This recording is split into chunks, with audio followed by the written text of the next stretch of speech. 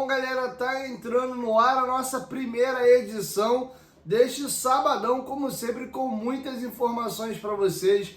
Like no começo do vídeo que me ajuda bastante. Tá chegando pela primeira vez aqui no canal, já se inscreva, ative o sininho das notificações e sigam o nosso perfil oficial lá no Instagram. Bom, galera, ontem nós tivemos a finalização da rodada. O Fluminense empatou no Maracanã com o Fortaleza até 2-1. Tava lindo demais, o Fortaleza virou o jogo. Porra, tava feliz da vida e o miserável do Cano empatou o jogo no finalzinho, um golzinho de cabeça. Mas eles seguem na saga do rebaixamento ali, estão a um pontinho da zona. Tem confronto direto com o Criciúma. 4 rodadas para acabar o campeonato. Beleza? Lembrando aos senhores aí que a rodada 35 do Brasileiro começa hoje, tá? Tem Botafogo e Vitória, Atlético Goianiense e Palmeiras, Juventude Cuiabá, São Paulo e Atlético Mineiro, tá bom? E a rodada vai ser esparramada até a quarta-feira, porque hoje tem a final aí da Copa Sul-Americana. Caso o Cruzeiro seja campeão, já garante aí pelo menos aí um G8. E aí fica na dependência se o Botafogo vai ganhar a Libertadores ou não no próximo sábado, para poder saber se fecha o campeonato no G9. Tá passando para vocês aí na tela a classificação atualizada. O Vasco finalizou a rodada perdendo uma posição, caiu para a 10ª colocação, empatado com o mesmo número de pontos com o Atlético Mineiro. E o Corinthians, meus amigos, ultrapassou o Vasco e nós temos aí amanhã Vascão da Gama e Corinthians. A situação do Vasco ficou tão crítica, ele está ali nesse momento a 4 pontos do 7º colocado, que hoje é o último time que classifica ali para a Conmebol Libertadores. Já o 8º colocado, que é o que pode virar já nesse sábado aí, se o Cruzeiro se sagrar campeão, o Vasco está apenas ali a 3 pontos, porém a turma de baixo encostou. Deus o livre aí o Vasco perdendo para o Corinthians e a rodada sendo positiva.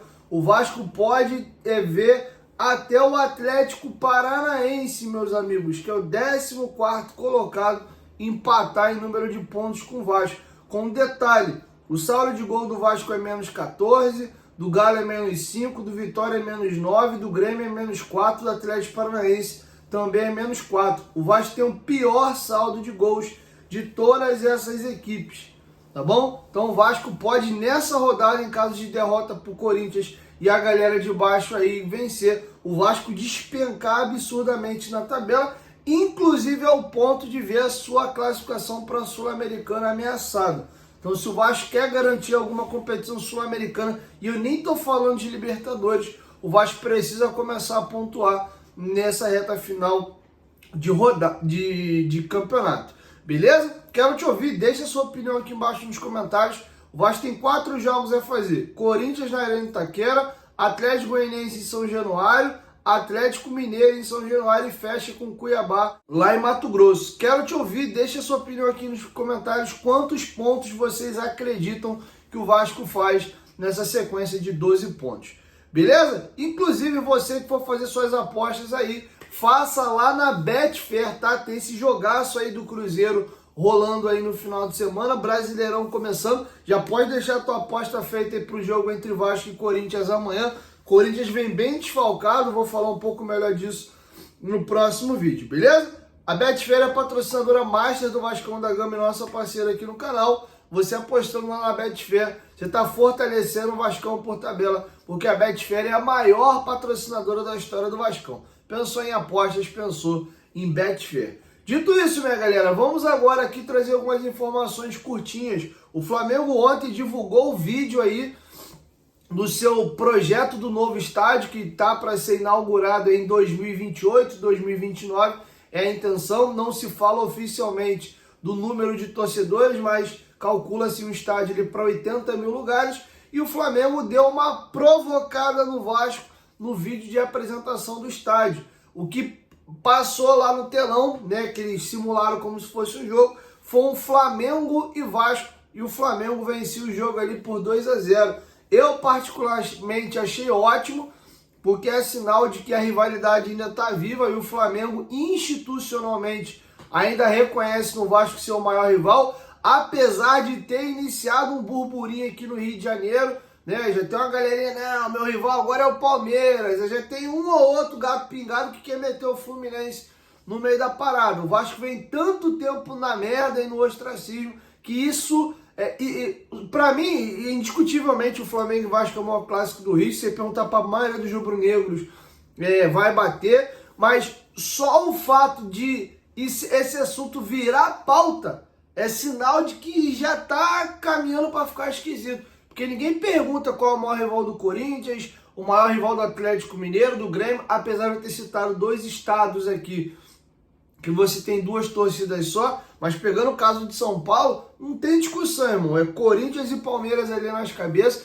apesar de São Paulo ser um clubaço, o Santos também, mas você já vê um princípiozinho de discussão aqui no Rio. O Vasco tem que tomar vergonha na cara, se coçar e voltar pro game. Mas confesso que eu gostei. Senti que o Vasco ainda, da parte deles lá, institucionalmente, é considerado o seu maior rival, apesar do Vasco, infelizmente, vir mal aí há muito tempo. Acho até que eles perderam a oportunidade de dar uma zoada na gente. Dava para ter metido um 6-1 lá no telão. Já fica uma sugestão para a diretoria do Vasco.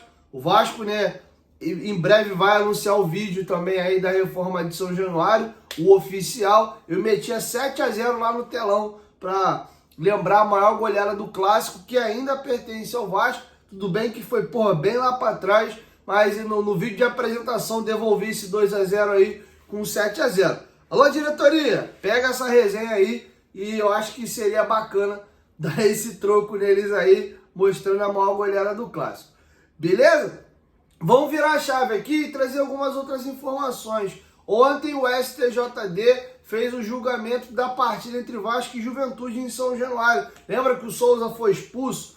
Deu um carrinho na altura do joelho do jogador do Juventude. O Souza foi condenado ali, pegou 2 partidas de suspensão. O Pedrinho também foi denunciado por teria meio que dado uma intimidada no árbitro no final do jogo. Você tá de sacanagem e tal. O Pedrinho foi apenas advertido e o Juventude pegou uma multa aí de pouco mais de R$2.000 por ter entrado atrasado e retardado o início da partida. Tá bom? Então, ferimentos leves aí. O Souza já tem sido pouco aproveitado mesmo pelo Rafael Paiva. Fiquei até de checar para saber se, como esse jogo já tem bastante tempo, se em tese ele até já não cumpriu esses 2 jogos. Vou ver se eu consigo checar essa informação. Lembra que eu informei a vocês aí que teriam scouts de equipes europeias e também da MLS para observar 2 jogadores no jogo entre Vasco e Inter?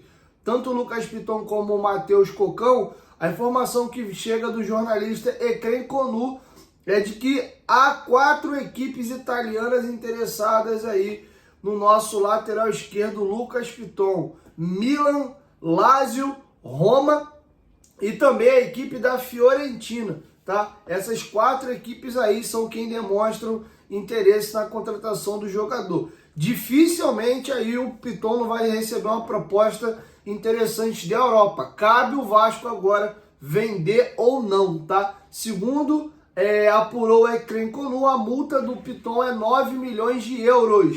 Não é uma super multa. Acho que se pagar a multa aí é um valor legal, principalmente para lateral. E o Vasco com certeza vai ter um lucro aí na operação. A pergunta é, vale a pena vender o Piton? O Vitor Luiz e o Leandrinho dão conta do recado? Lembrando que o Vitor Luiz tem contrato expirando com o Vasco agora em dezembro. Inclusive tem que ter uma conversa para uma renovação contratual. Beleza? Vamos virar a chave agora, galera, e vamos falar de Rafael Paiva. Ele fez um pedido de desculpas aí à torcida do Vasco. Ele fez uma nota lá no seu Instagram. Mas antes, lembrar vocês aqui que a Instinto Viagens é parceira nossa aqui no canal Futebolaço. A Instinto Viagens é uma empresa do Grupo Dicas de Mendoza. Vocês devem conhecer bastante. A Dicas é fundada em 2016, a Instinto Viagens em 2019. Digam qual é a diferença de uma para outra. A Dicas só faz viagem para a Argentina ali em Mendoza. Já a Instinto não. Eles fazem viagem para o Brasil inteiro e para o mundo inteiro. E eles são referências em viagens esportivas e cruzeiros. Então você que tem um sonho de vir a São Januário, ver um jogo de NBA, NFL, Champions League, procure eles. tiveram inclusive inscritos do canal que fecharam o pacote de viagem com ele já, vieram ao Rio assistir Vasco e Cuiabá. Teve uma galera que veio agora assistir a partida com a equipe do Internacional, teve um rapaz que veio lá de Manaus. Então fique ligado aí, entre em contato com eles, o telefone tá passando aqui na descrição do vídeo, tá bom? O final do ano tá chegando, férias escolar aí, aquela viagemzinha de Réveillon, já entre em contato. Use o cupom DIEGUINHO10, você vai ganhar 10% de desconto nos 2 itens que são mais caros de uma viagem: hospedagem e passagem aérea. Cara, dá um desconto absurdo isso aí. Então use o nosso cupom, faça a tua cotação lá. É bem legal, os donos da empresa são vascaínos, inclusive, tá? Só coloco vocês aí na boa. E a empresa é séria, uma empresa gigante de credibilidade. Vocês fazem absolutamente todos os serviços lá: hotel, translado, seguro viagem, tudinho. Entre em contato com eles lá, tá bom? Mas vem aqui, ó, no WhatsApp que tá passando, tem um QR Code aí na tela também. Você pode dar uma olhadinha no Instagram. Tem promoções rolando aí pro período de Black Friday, beleza?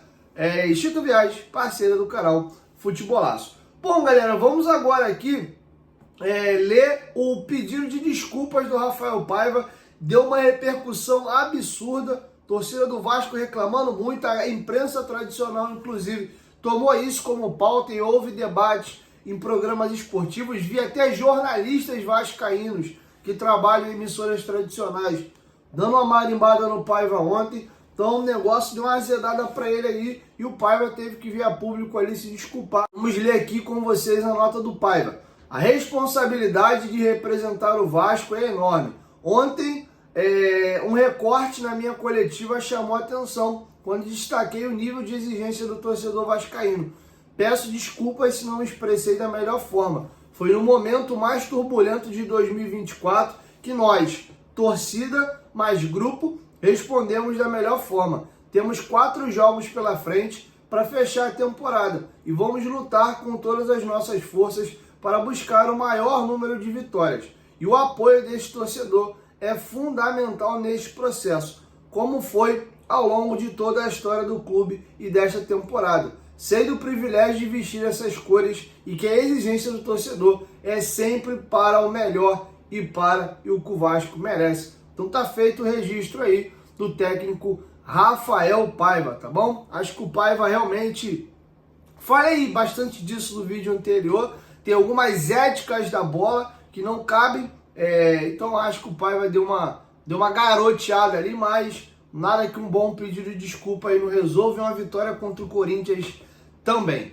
Beleza? Tá feito o registro. Para fechar, aproveitando que eu citei o próprio Rafael Paiva, vamos ouvir o Paiva explicando o porquê que ele optou ontem em começar o jogo com o Leandrinho e também o Maxime Domingues, né? Vai fazer uma análise, inclusive, da partida de ambos. E aí eu vou fechar com vocês aqui, ele também explicando por que na partida ontem ele não começou o jogo com o Hugo Moura e sim com o Galdames, tá bom? E o Pablo Verratti também vem numa sequência incômoda aí, um jejum de 6 ou 7 jogos já sem marcar. Tem muito se levantado o debate aí se o Verratti tem ou não tem que deixar o time, dar mais oportunidade pro Ryan jogar de camisa 9, não de ponta. Então o Paiva vai aproveitar e sair em defesa aí do seu centroavante. Ele foi questionado se não caberia o Verratti ser mais substituído ou até mesmo, eventualmente, num jogo ou outro ficar no banco. Então vamos ouvir o Paiva aí, que por hora segue técnico do Vasco, explicando essas situações que eu acabei de narrar. Confere aí. A respeito do Maxi, né? Maxi faz muito tempo que não iniciava um jogo, né? Então a gente sabia que ele não ia sustentar os 90 minutos, até porque a gente já falou isso em alguns momentos. É um jogador que está se adaptando ao futebol brasileiro, que a gente vê com uma intensidade muito mais alta, principalmente nas transições, do que o campeonato português, né? Que é um campeonato mais de jogo mais posicional, de posse, de você marcar mais compactado, tem menos transições. Então ele está se adaptando e hoje ele iniciou o jogo, a gente sabia que ele não ia sustentar, né? Leandrinho foi muito bem na nossa visão, acho que fez um bom primeiro tempo, conseguiu trazer as coisas que a gente imaginava que a gente ia ter no jogo, e eu acho que ali no segundo tempo a gente ele sofreu, acho que o Inter ficou mais com a bola e a gente não estava conseguindo colocar ele para transitar, né? Ele estava defendendo muito bem, mas a gente não estava conseguindo o escape, a gente não estava conseguindo transitar. Por isso que a gente colocou o Emerson, que a gente sabia que o Emerson é um jogador que tem transição, que tem drible, né? Leandrinho é um jogador mais de profundidade, mas não é um jogador de drible, né? É um jogador mais reto, né? O Emerson é um jogador que traz mais drible e essa foi a intenção.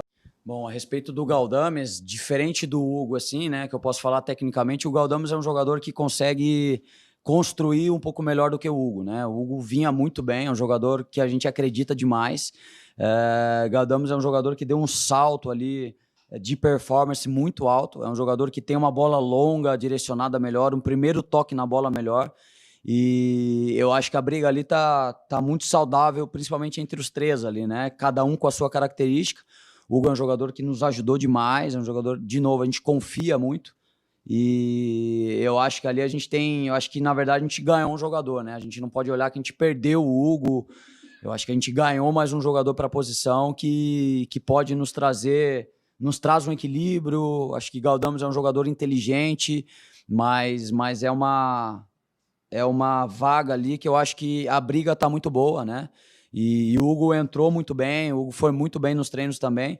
A gente está tentando gerar competitividade, eu acho que a gente conseguiu, né? Então vejo principalmente os três ali no momento melhor do que o restante, e eu acho que independente de quem for os dois que a gente escolher, eles vão dar conta do recado, como o Hugo deu com o Cocão em vários momentos, como o Galdames fez um bom jogo com o Cocão agora, como já jogou Esforza e Galdames em algum momento. Eu acho que são jogadores que têm bastante potencial, então eu olho nesse sentido, né?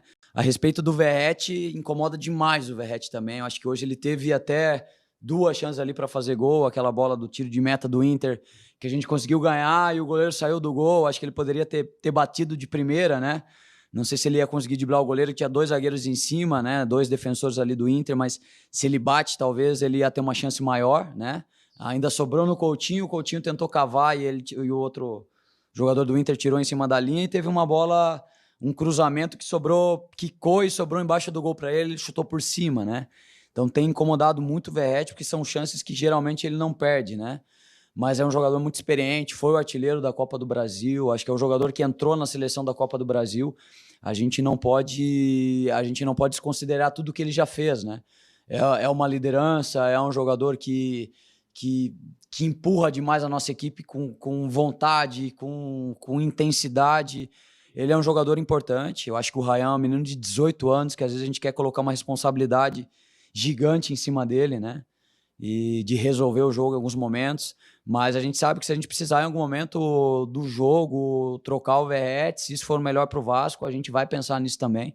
Mas a gente acredita demais que o Verratti vai dar a volta por cima e vai fazer os gols aí que a gente precisa nessa fase final. Bom, galera, sentiram-se convencidos? Essa situação aí do Galdames com o Hugo Moura, confesso que não me desce não. Nem acho que o Galdames jogou mal, jogou muito bem contra o Bahia, fez um jogo ruim ali contra o Botafogo, mas o time como um todo foi muito mal. Mas não dá, mano. O Hugo Moura ele é o melhor marcador do time do Vasco disparado, e o Hugo Moura tem sim qualidade de saída de jogo. O Galdames é mais refinado com ele com a bola no pé.